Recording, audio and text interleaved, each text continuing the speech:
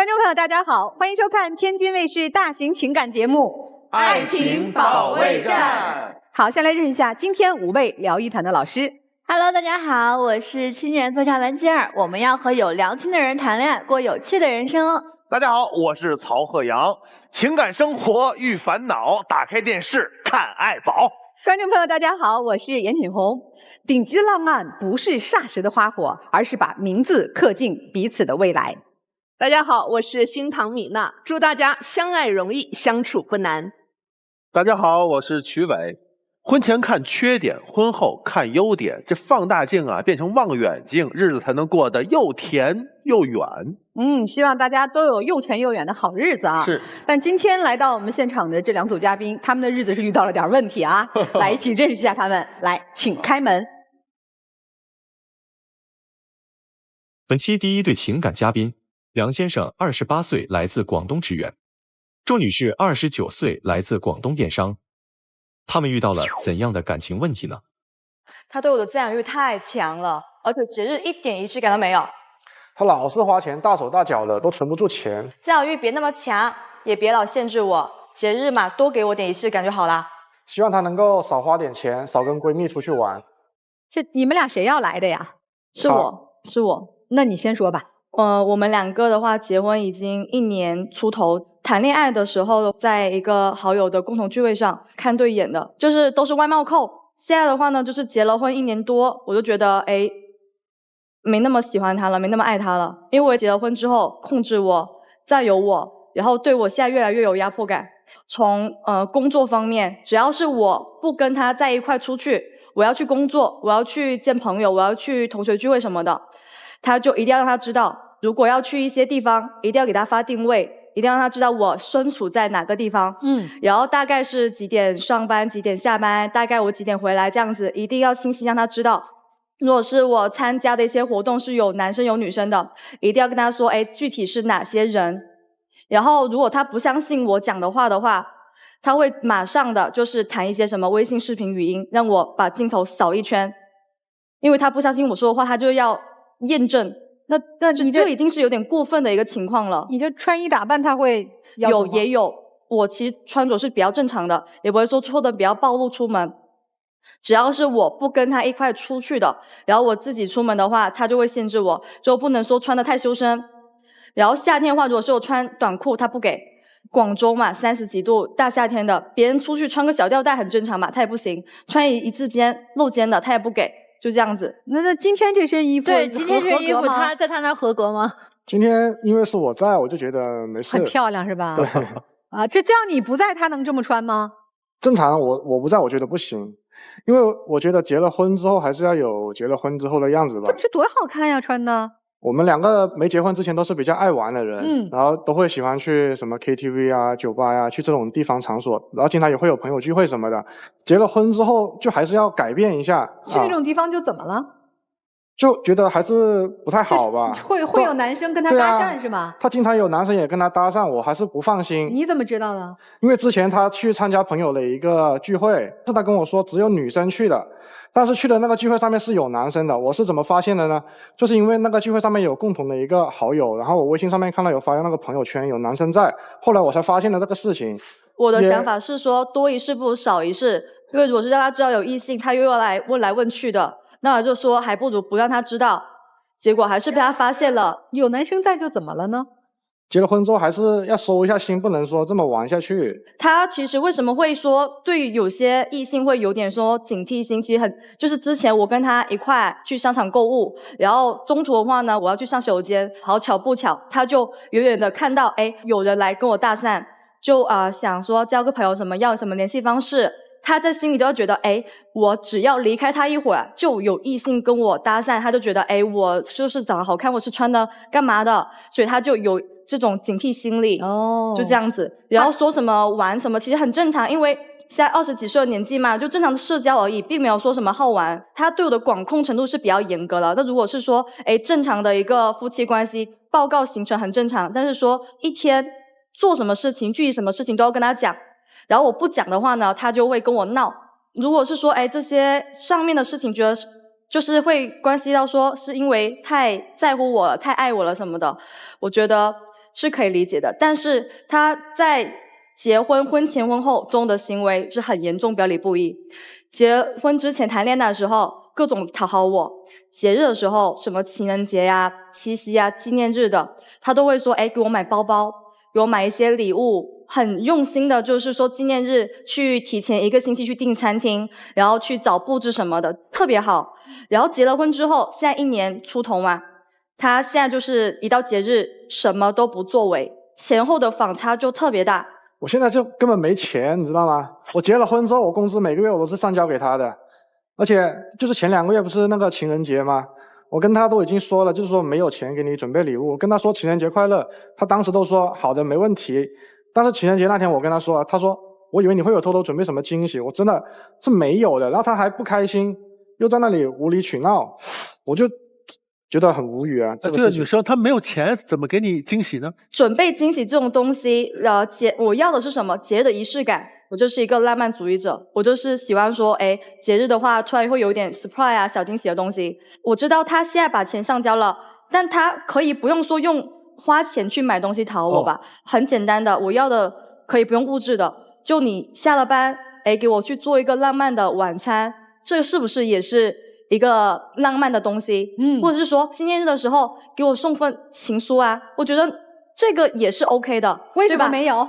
结婚之前跟他谈恋爱的时候，我都跟他说过我是个直男，我真的不会搞那些。你会买包是吧？对，我就说如果能花钱我让你开心的，我肯定有钱我就买这些东西让你开心嘛。但是我真的你要我写什么情书啊，让我去搞这搞那的，我这个真的不会，你硬要我来，我真的搞不来。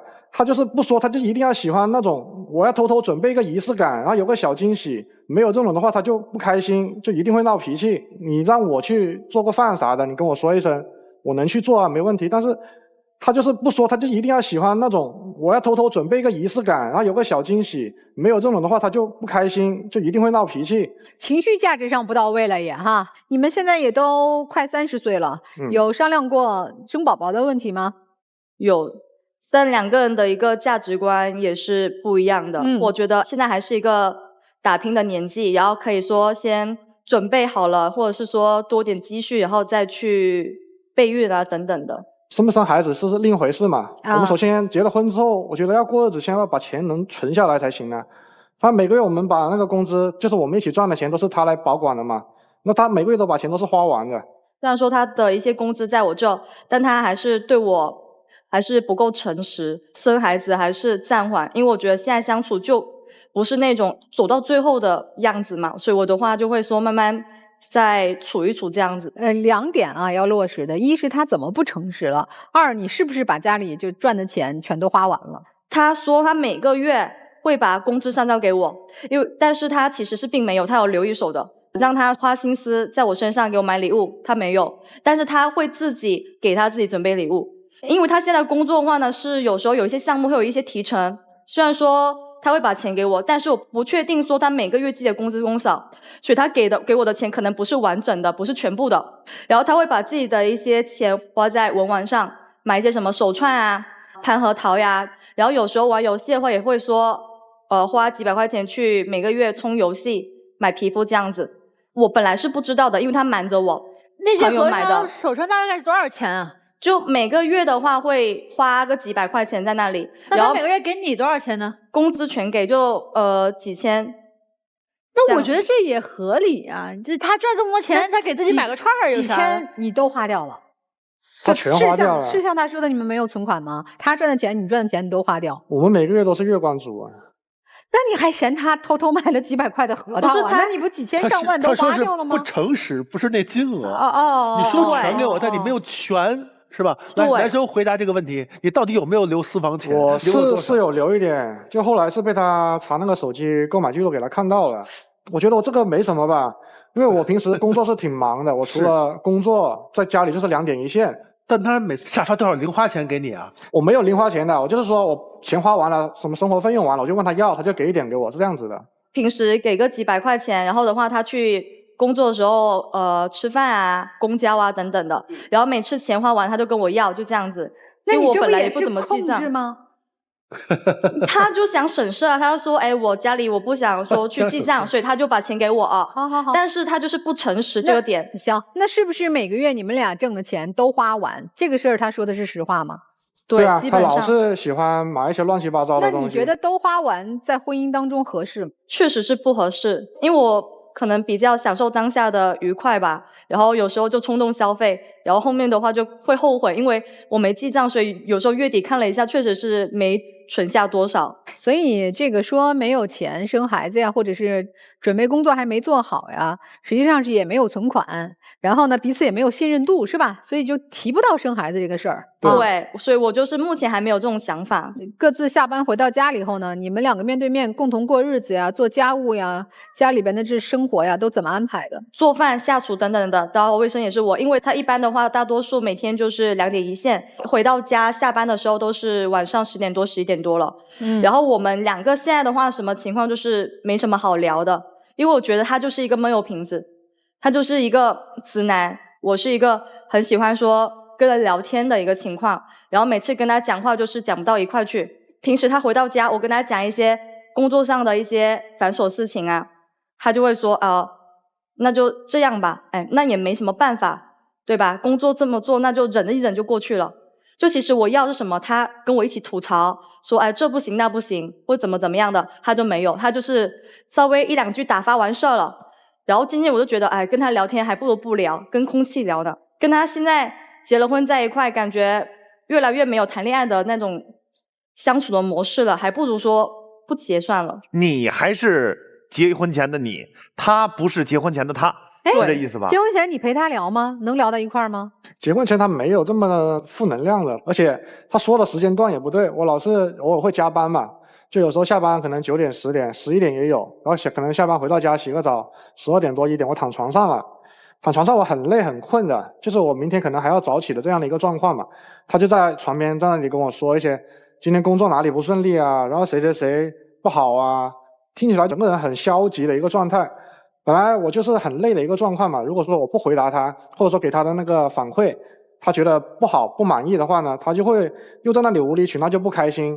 然后如果他不开心，我还得去哄他，如果不哄他，那今天晚上我觉都不用睡了，我明天这工作都不用做了。如果这样子的话，哎，女生人家不是说那个把那些什么吐槽的话呀，对谁不满就找闺蜜说，这个玩意儿的疗愈能力最强。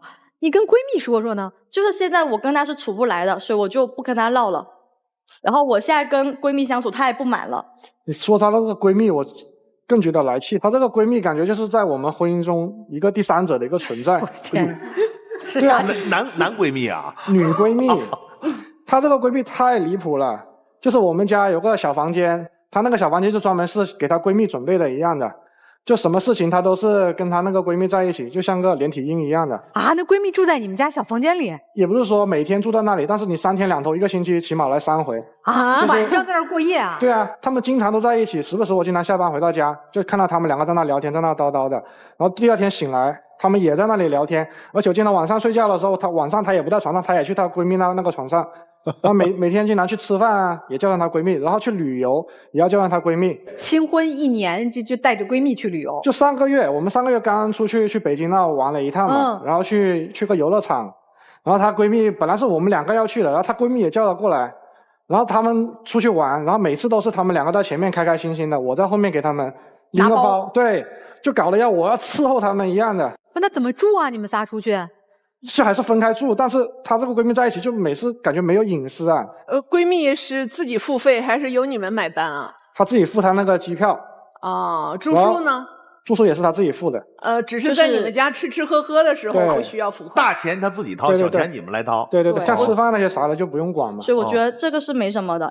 我跟她在一块1年多，但是我跟我闺蜜认识10来年。然后我闺蜜知道我想要的是什么，我的性格、我的爱好，她都了解我，她会满足我。对啊，但是你闺蜜会结婚啊，你闺蜜会有自己心爱的男人啊，而你的男人不会再找个心爱的女人把你扔了。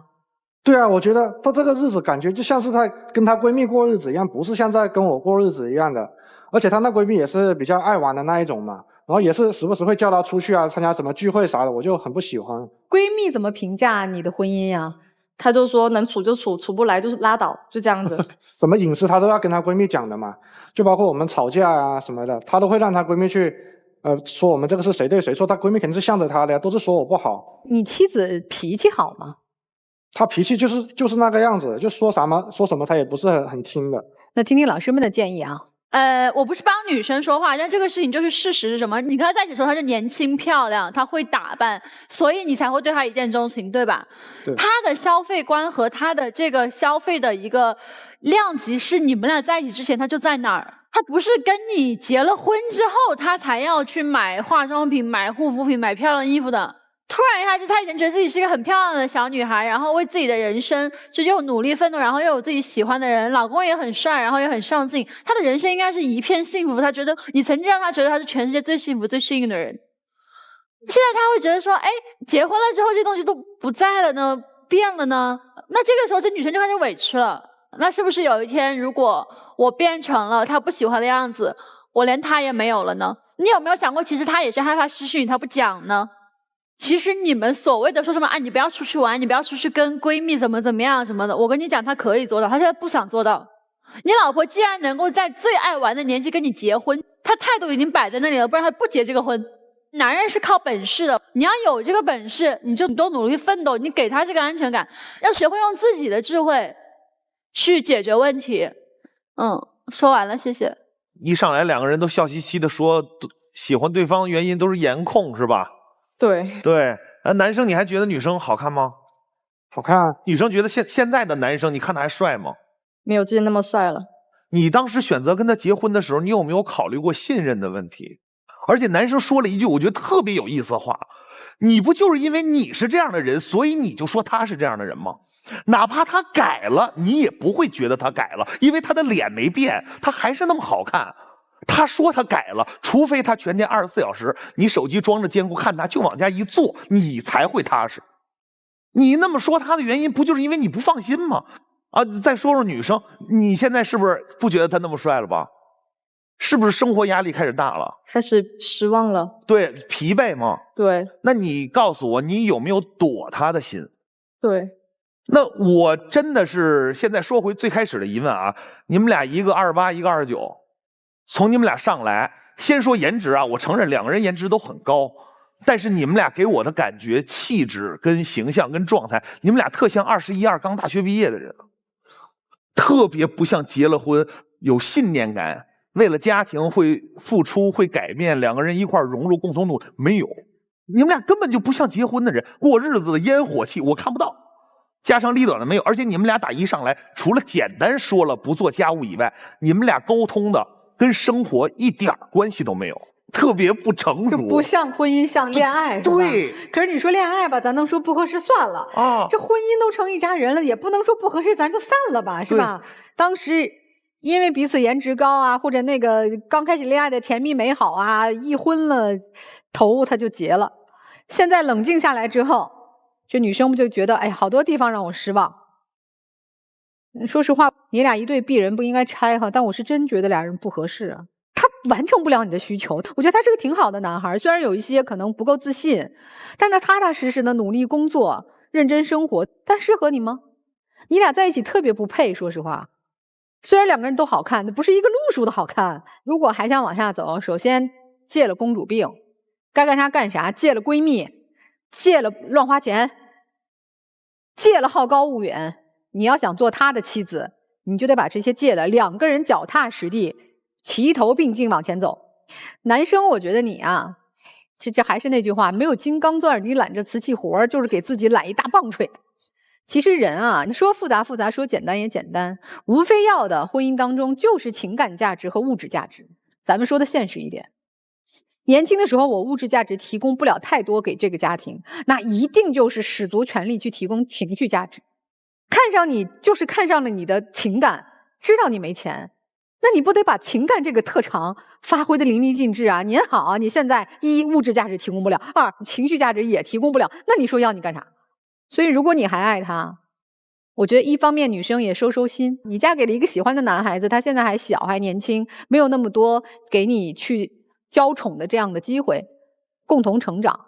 那男生，那你就提供更多的情绪情感价值，你就不能站在那儿说我就是个直男，把你现在还不够成熟不够大男人气的那一面，用你细腻的温和的情感来做一个平衡。我觉得这是年轻夫妻相处之道，否则真过不下去。男孩清新脱俗一些，女孩有夜店咖的那种风，就是长期在夜店里头待久了，你给自己透支了很多。这个男人也是我很少在爱情保卫战的舞台上听到刚结婚立刻改变身份，让自己进入到婚姻状态中的年轻男孩。所以我不知道错过了这个男孩，你接下来的人生还有谁？也许有一个又一个的损友告诉你换嘛，大不了咱再换，你下一次找一个更有钱的，给我在里头修一个更大的房间。这个男人从结婚之后就知道我不去夜店了，他可没有对你提出要求叫做你去我也去。你有朋友又不代表我没朋友，你有你的兴趣爱好不代表我没有。当年你认识我的时候，我也愿意去那一些吃喝玩乐的地方，但结婚后我收心了。但你没有，你老公的担心是非常正常的。你老公担心你不是因为你品行有问题，还因为你身边损友太多。你的损友就包括你的这个闺蜜，我没见过哪个跑到人家家吃人家的还骂人家家男主人，睡人家家的床还去骂人家男主人，而且还告诉你说不行咱再换。你这个闺蜜起好心思了吗？她的确有一点私房钱，买了一点串，买了一点皮肤，总共加起来价值有多少？姑娘，你不替她心酸吗？她自己不配给自己买个串玩吗？可是一旦跟你结了婚，就仿佛这个男人什么都不配，只配给你当随从。我再说，你闺蜜为什么一喊就能来？因为在你们的关系里头，你应该买单很多吧？我不相信你闺蜜是养着你的。眼下你挑这个男人，限制你人身自由了，剥夺你这个兴趣爱好那个兴趣爱好的时候，你有没有问一下自己，你现在的兴趣爱好是对婚姻产生破坏的，还是建设的？人结婚是为了什么？是为了找一个志同道合的人，两个人一起玩，一起吃，一起对抗生活压力。你现在是自己吃自己玩，压力全部给老公。你这样的女人谁还敢娶？姑娘，男生米娜老师说你很脱俗，用我的眼光看，我觉得你还没有长大，你是一个男孩。我第一眼看你就感觉你还是一个大学生。那在你的言谈举止，包括你们的婚姻生活，并没有让你成长。也就是说，你的生活环境还是蛮单纯的，想问题也比较简单直接。女生呢，月光族，好像刷光了一张卡，实际上呢，刷光的是未来。但你能够把未来去透支，说明你现在很有安全感。但是一个在消费方面的月光族，一个在情感方面的安全感缺失，这恰是婚姻当中双向的绞索，很致命。不要以为我们在危言耸听啊，真的有可能你们会分道扬镳。但是我想说的是，现阶段还不至于，因为你们只要来到这里求助，因为你发现你们之间没有共同语言了，这是现在你们遇到的非常大的问题。或者说是现在你们的成长道路上，男生是要迅速成长的，而女生还在原地踏步。虽然表面上男生显得年轻一点，但女生其实你更幼稚，你还在玩啊，还在要浪漫还在过单身的自由生活，但恰恰你没有责任，没有感受到婚姻，我们除了享受之外，我们还要敬畏它。所以说，当你们两个人出现这种差异性的时候，是很可怕的。意识到了，去做调整，我相信你们之间的婚姻生活会很幸福的，因为你们真的从外在来看的话，是蛮靓丽的一对。但我希望真正是靓丽是你们内在的感受，说我们很幸福，我们会让彼此踏实，我们会欣赏彼此，同时我们觉得我们的未来是可期的。好，那两位请休息一下。本期第二对情感嘉宾赵先生45岁，来自黑龙江个体；王女士37岁，来自黑龙江全职主妇。他们遇到了怎样的情感困惑呢？你觉得你们的婚姻出现了什么问题？我实在受不了他天天在外边喝酒，喝完酒以后回来还挖苦我和前男友的事儿。我觉得一个大老爷们太絮叨了。我喝酒是为了应酬，他总说不爱他前男友，还处了3年，谁信呢？我也是结婚以后才发现，他这个人事儿太多，有洁癖，还斤斤计较，我不想忍受了。我结婚以后才知道，他那么不爱干净，还不会过日子，我真有点后悔。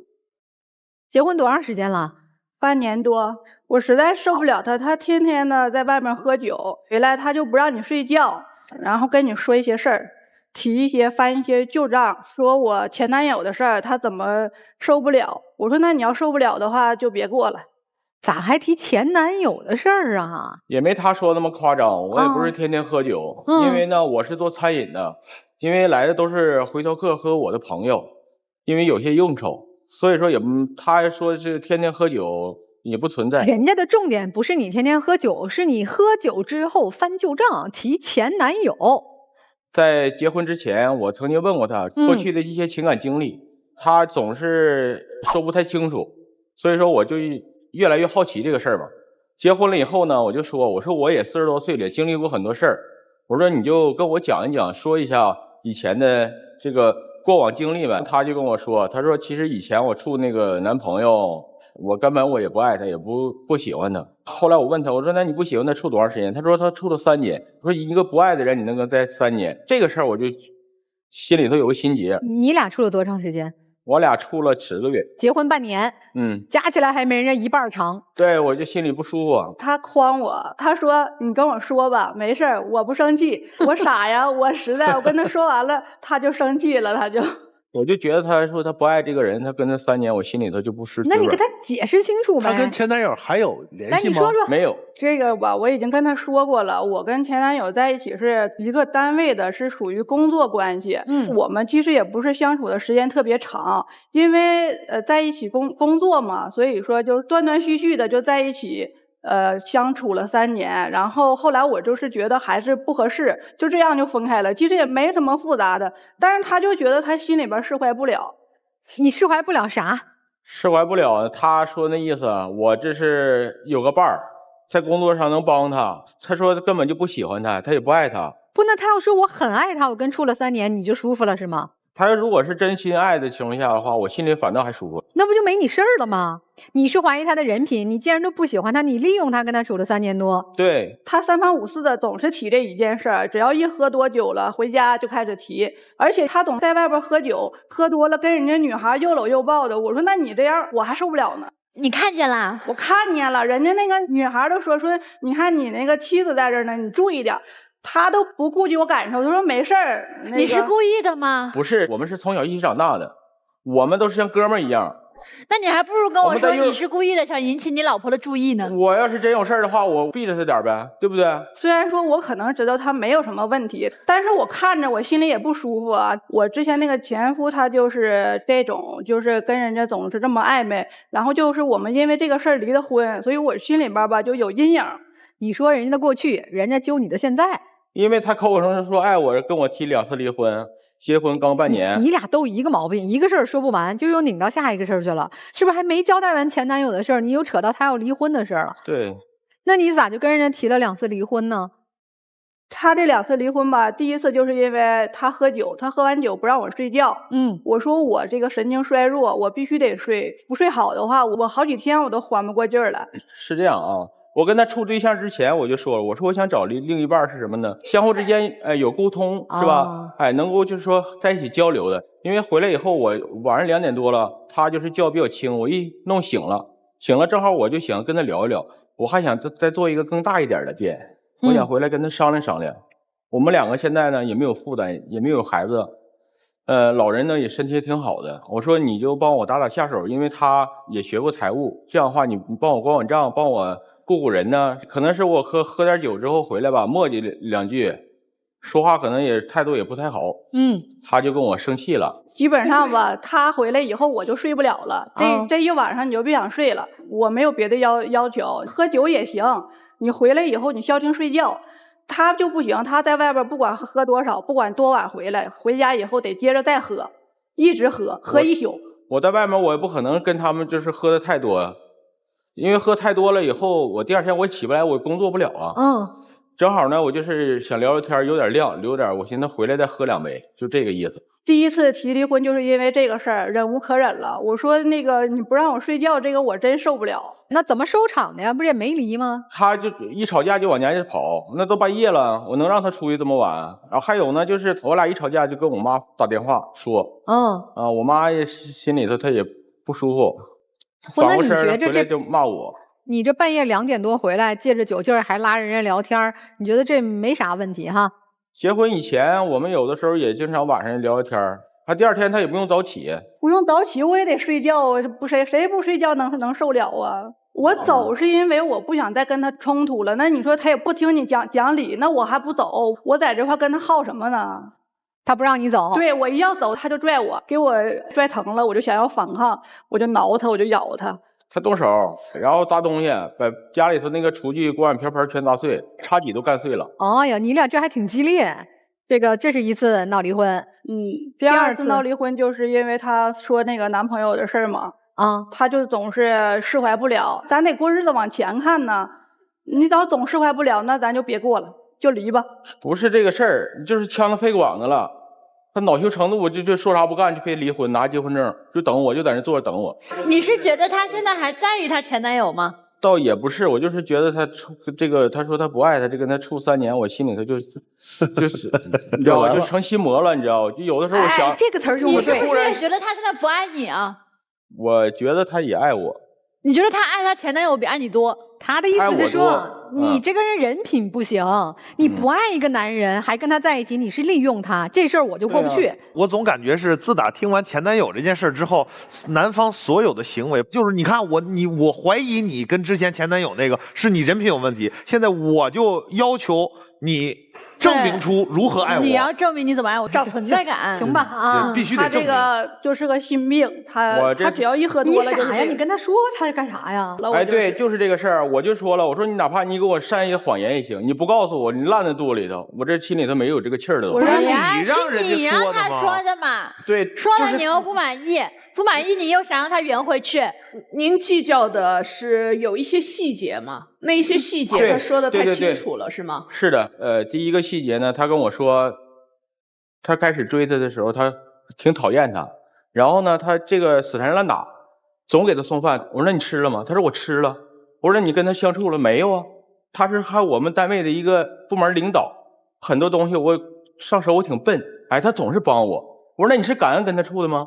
他说不是，他说我看就烦。但是我说你看烦你处3年，我就这个事儿，是男女朋友帮忙不正常啊？就我们也没有什么过分的行为，但他就是他就算是有要求有利用，那男女朋友谁条件好点帮对方，这有问题吗？不是，他没跟他处呢，不是就没有明确说，对，只是追求期间，不是没有明确说他俩是男女朋友的时候，对，是啊，他就接受了。所以说我心里，后来他说，其实我利用他，他自己都说这个话。那他现在不上班了，是不是跟您认为他有可能又在办公室里和自己的男同事、男上司有染，所以不许他上班？有这个关系。所以你们没有孩子。以后你要干的话，你就在我身边跟我做。您开始怀疑他的这个品行了。对，他现在我出去干什么他都不放心，他都恨不得把我拴到裤腰带上。本身这个人就有洁癖，我们家那个地我天天擦一遍，有的时候擦2遍3遍，然后把屋子都收拾了，收拾完之后人家回来再收拾一遍，我就看着特别来气。那你要是不相中我收拾这个，我就不用干了，全都你干就完事了呗。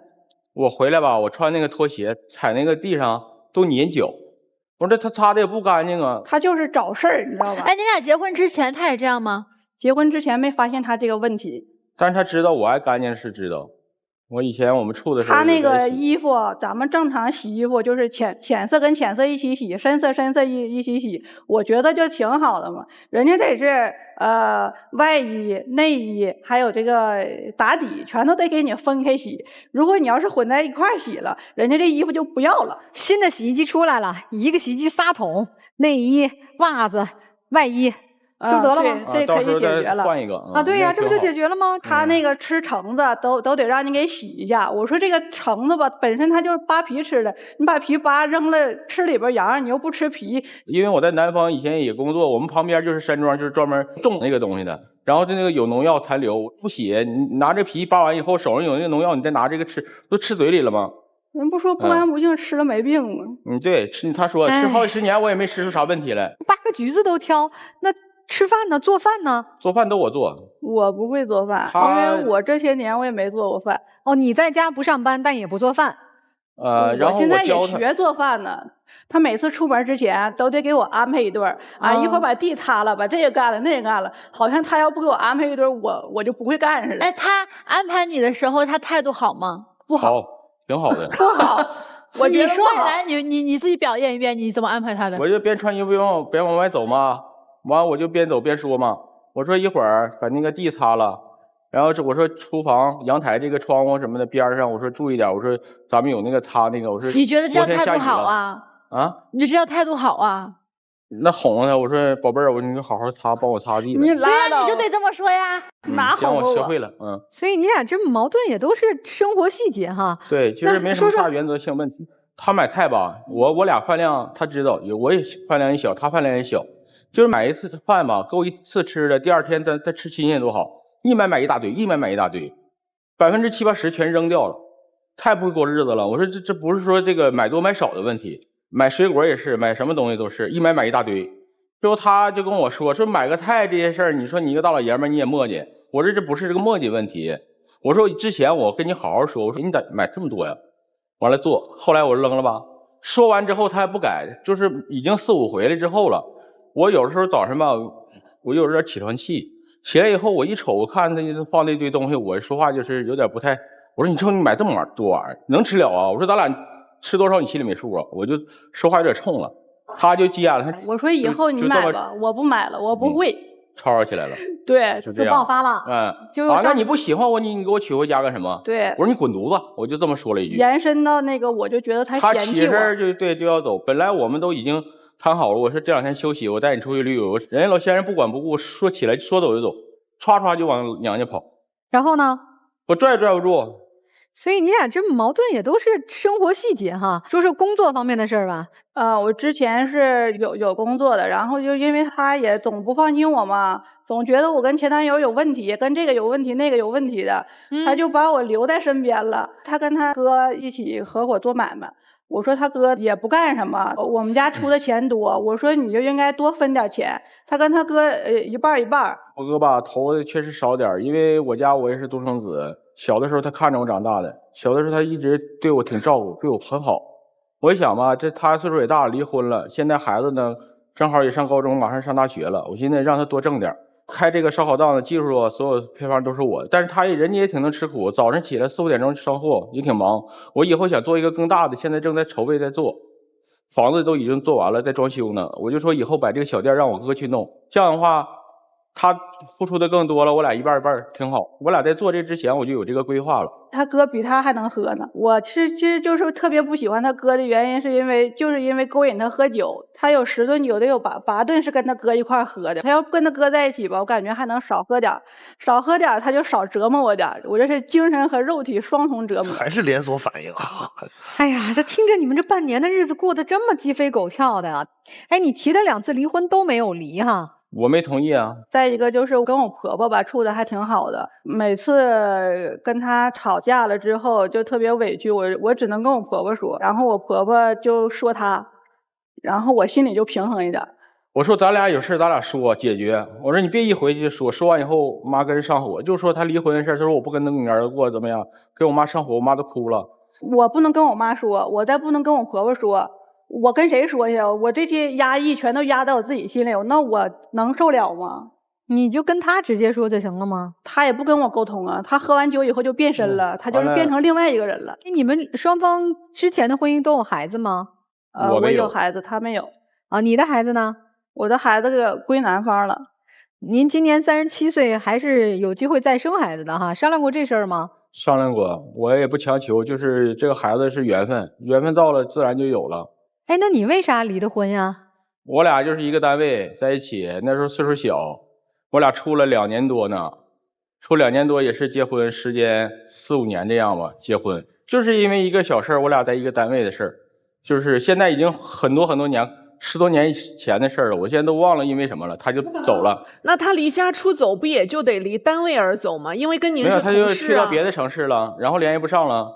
之后他就跟他妈他爸说了，说上哪儿但是他妈他爸不告诉我呀。然后后来就是走的时间挺长了，我等了好几年之后，上法院我单独起诉离婚，传票什么发到他家那边派出所人都找过，说他没在家。我看来你们这离婚离的挺不正常的这种状态哈。所以你认为见都不见你。女方是为什么离的婚啊？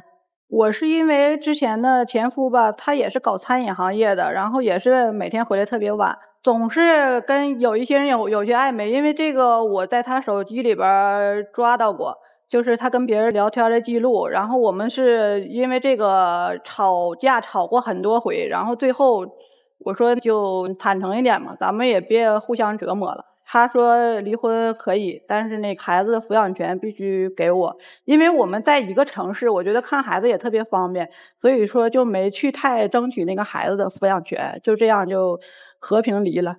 好，相处没有几个月就结婚了哈，然后结婚半年2次提离婚，女方形容为这是对他的一种折磨，男方形容为他的人品有问题。那这样短暂的婚姻应该何去何从呢？你俩先说个想法吧。我就是不想让他折磨我了，因为你看他总是想起一些事儿释怀不了，然后他就折磨我。我觉得吧，分开挺好的。那我理解为，要不你别折磨，要不你停止不了折磨，咱俩就分开吧，对是吧？对。那听听老师们的建议啊。其实你们俩现在就是我觉得还是一个谈恋爱的状态，是你俩很多问题的处理方式，不管是大哥还是大姐，我都没有觉得你们俩现在是一个已婚的状态里。大叔，你大了他8岁，那这8岁你觉得你大他应该大在哪儿呢？你让着他应该是吧？这个姐姐她其实是属于那种需要极度自我舒适空间的人，只要你这个橙子你想怎么洗想怎么掰，你只要不让她来洗她来掰，她觉得你没问题。对啊，以前的我干了。你能尊重吗？对吧？对。你觉得我说的是你心里的想法吧？我觉得你说的很对。她就是想过一个快乐的小女孩生活。这样的快乐小女孩生活呢，就是你们俩谈恋爱的时候，你会觉得贼开心，贼拉开心，觉得这女孩很单纯很快乐。我跟你讲，你这个姐姐很好哄，你俩绝对，我觉得现在没有必要去谈离婚这个事情。其实很简单，你如果想要她陪你聊天，你先买束玫瑰花回来，说宝贝儿送你一束花，咱们俩聊聊天好不好？我跟你讲，她能接受。就是你要学会四两拨千斤，你知道吗？而且我觉得你大她这8岁，你应该大在就是你的心智要比她成熟，你内核要比她稳定。就是你要学会去对他付出，你也要学会去为他改变。他其实很简单，他想要你证明你爱他的方式就是为他改变。但是大叔，这是你自己内心你自己逻辑不自洽的问题啊！我觉得你有点自卑，你老是要通过这种方式去让他证明他爱你，就你俩就是在这个上面是互相索取的。就你就跟他说我是爱你的，我很爱你，我心里只有你，你不要再想7想8了。而且还有一点就是，你大晚上不让人睡觉这个事情确实挺可恶的。这个事情就是你要尊重别人的睡眠，尊重别人的健康，我们要健康的爱人，平等的爱人。你俩现在就是谈恋爱在吵架，然后所谓的打着什么我不跟你过了，我闹分手，好幼稚啊！但是你们俩还挺甜的，你们就这样一起携手互相伤害下去吧。咱先说说这大哥啊，因为我也东北人，我特理解这个男同志的这个说话的时候这语境啊。那结婚之前我咋问他都不说，轻描淡写啊就过去了，是吧？你要真喜欢他，有必要深究吗？还是说，大哥，你原来是被伤害过呀？你到最后婚后，我只能认为我们俩人感情已经非常好的基础之上，我才会说，咱俩人都结婚了这么长时间，来，你给我说说你第一个对象你怎么谈的？这只能是增进感情。你是有什么被伤害的点或者什么的？哎，以后我当老公的我注意，对不对？我觉得如果是两口子，应该是这种思路去聊天。不能促使说，就等于是像诱供一样，诱使他把这个供词说出来之后，然后你就开始加深你自己的怀疑，这个对生活是不利的。前男友的事爆发之后，你可能当着他的面，为了从侧面证明啊，搂着这个发小也好啊，我们都跟哥们儿似的，或者是说对他来说各种所谓的折磨吧，我觉得这个完全没有必要。你都选择跟人家过日子了，我总结你们俩就是结婚结早了，恋爱谈少了。我怎么觉得你们俩的关系特别的不健康呢？丈夫对于妻子之前男朋友的事能够3番5次拿出来说，你说的内容可不是吃醋啊，但你对他的不满意是你觉得他人品有问题，为赋新词强说愁，或者说我必须找到你一个小辫子，好天天拿出来鞭打你一遍，折磨你一遍，告诉你你不行，你这人有问题，我这么好的男人要了你，你不珍惜我，你必须在家不许出门，你必须不能上班啊！你这人人品就不行，是个男的，给你点好处你就跟人家走了。你潜台词是这个，这很可怕的。你是硬在鸡蛋里挑骨头挑出来这么一个问题，你就可以打压他了。我听起来就是这样的逻辑，我后背汗毛都竖起来了，太吓人了。我知道你想说我的出发点是爱他，但你的潜台词真不是，你就是想控制他。我觉得这样的方式特别的不健康。相爱，两个人想要相守，甚至说两个人互相拥有彼此，那这个方式只有一个是健康的正确的方式，就是我们真诚的希望对方快乐，给他幸福的自由。所以你们要想好好过，男方要把过去放下，你要相信自己的眼光啊，你娶了个好女人啊，单纯啊，渴望家庭啊，你说他人品不好，不是打你自己脸吗？所以放弃过往的这些陈芝麻烂谷子的事儿；2，彼此尊重。我甚至认为你应该鼓励他去工作，工作中的女人和男人都是很美丽的。你现在就是金丝雀，关在笼子里，你就快翅膀都折断了。我告诉你，女生我觉得啊，也快40了，还是应该成长起来。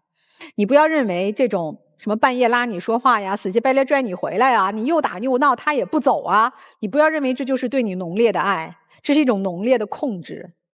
真正的爱不是这样的。我相信你们有感情基础，也希望能够真正的走得长久，那都得调整，不能因为自己这个内心强烈的情感或者激情或者刺激，就让彼此遭受这样的折磨。你们再相爱，不健康的关系我也建议分开。如果你们意识到我们不健康的东西存在，我们去把它改得更健康，更对对方有利，更对我们的婚姻家庭有利，对我们人生幸福有利，那我觉得你们借着你们的感情基础好好相处，还是能够长久下去的。你们俩不合适，你们应该分开。有一本书叫做《战胜回溯型嫉妒》，里头把回溯型嫉妒分为了3种。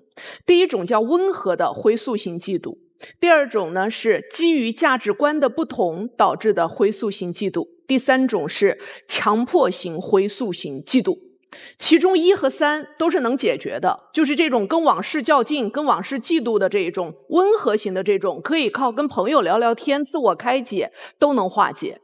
那么强迫型的回溯型嫉妒呢，需要专业的心理老师来进行疏导，心理医生来帮扶。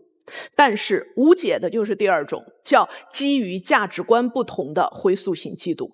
而偏偏您和他之间出现的就是这个问题。你是在婚后跟妻子闲聊的过程里头，你发现了在那一段情感里头，他所呈现出来的价值观吃惊且害怕的。你厌恶的就是他不是出于真情实爱，居然可以跟另一个人在一起。这一个极大的挑战了您的价值观。你的妻子在我们看来没有大的问题，但在您这儿看来就是一个在价值观上已经明显的出离了您的期待的人。你也因此把他安上了一个很容易跟上司、同事有暧昧不清，以及生活能力差，很容易接受别人的照顾，一接受别人的照顾就很容易和别人发生男女关系。你在心里已经把它定性成这样，而且接下来您没有做修复，就是您的妻子也没有配合好，这是因为她不聪明，你将来出去还是会吃亏的姑娘。你的丈夫到现在为什么老抓着你聊？他想把价值观进行纠正，他每一次跟你聊的时候，你都是轻描淡写，都是你吃什么醋呀，你这人真是，那怎么了，我又不爱他，你还越发的强调我不爱他，你误以为他在找你验证你最爱的人是谁，你就拼命的说我不爱那个男的，我只爱你，他就更加在这个价值观的误区里头了。你越这么说，他越怀疑，越觉得你无可救药，不知道怎么办。所以这也是您没有成长的一个地方在这儿吗？那然后你的丈夫又没干好事的是，他又用了一段破坏现在的方式，弄脏了你心里的爱情。你虽然没有他那么强的洁癖，无论是情感洁癖还是生活洁癖，你没有那么强，但你有一个死穴不能碰，叫不忠。你其实是一直都可以告诉他，你因为经历过背叛，所以你非常厌恶的是不忠，你自己也绝对不会做这一类的事情，因为自己摔过跤，所以绝不会在两性关系上给对方任何的伤害。你可以不停地强调这个，但你没强调。而他当众搂那些女孩，就是在明显的弄脏了现在你的关系。对于你来讲，你对他也有了不安全感和不信任感，也因此对他提了离婚。你一提离婚，他的心里就更恐慌了。至于这段关系你们要不要修复，两个人真是得看那个成长的悟性和缘分了。我建议是，如果不是那么容易的话，咱不妨体面的告别。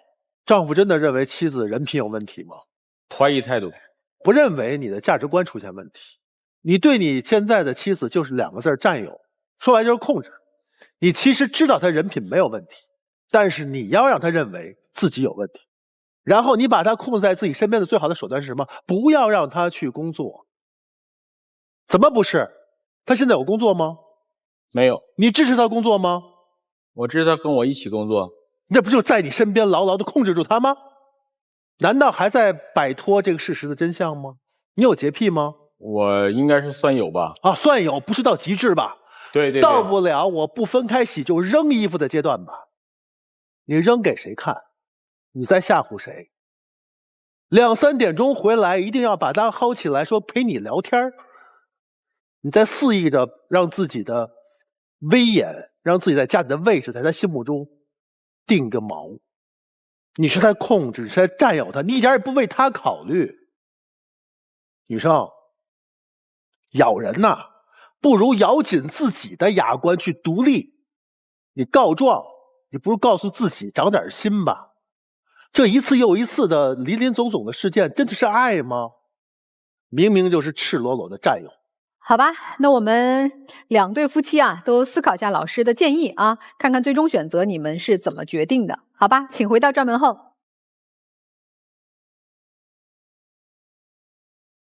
那欢迎大家呢登录腾讯视频来收看我们节目的完整视频。电视机前的观众朋友，欢迎通过金源 App、天津 IPTV 网络电视、万事达手机客户端来收看我们的节目。好，我们来看看这第一组夫妻出来有什么调整和变化啊！来，请开门。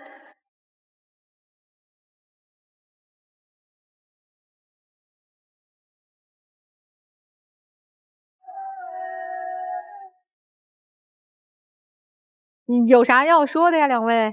老师们刚说的还是挺对的，可能我自己目前还不太成熟，但是我会吸取老师们说的一些经验，然后看一下能不能再多包容一点。我希望说多点时间来陪伴我咯，然后聊天的话还是多点话题。年轻夫妻路还长着呢，好好磨合吧，好吗？美好发生怎能不看？让我们一起进入中国广电真情时刻。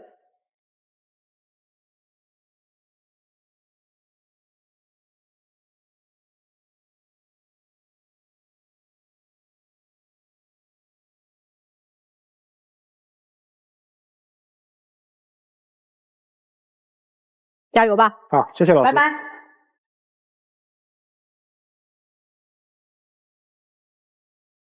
好，我们来看看这半年的夫妻哈，他们会作何选择，又会有如何的表达啊？我们来看一下，来，请开门。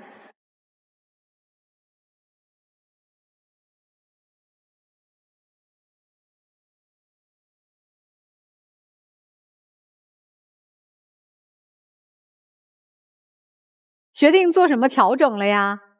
不离婚，好好过日子。咋好好过呀？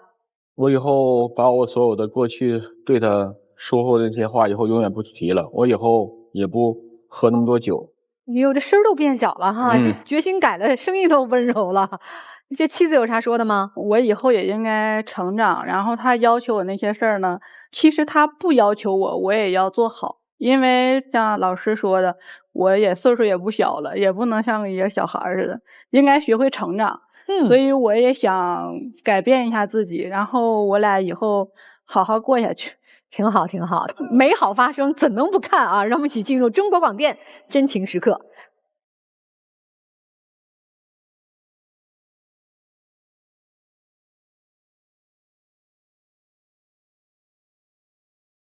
相信你们彼此的心都是真诚的，共同成长，好不好？你晚着回家吧。好，谢谢各位老师。再见，再见。也感谢我们5位老师的分享，也感谢电视机前的观众朋友收看和陪伴，我们下次节目再见。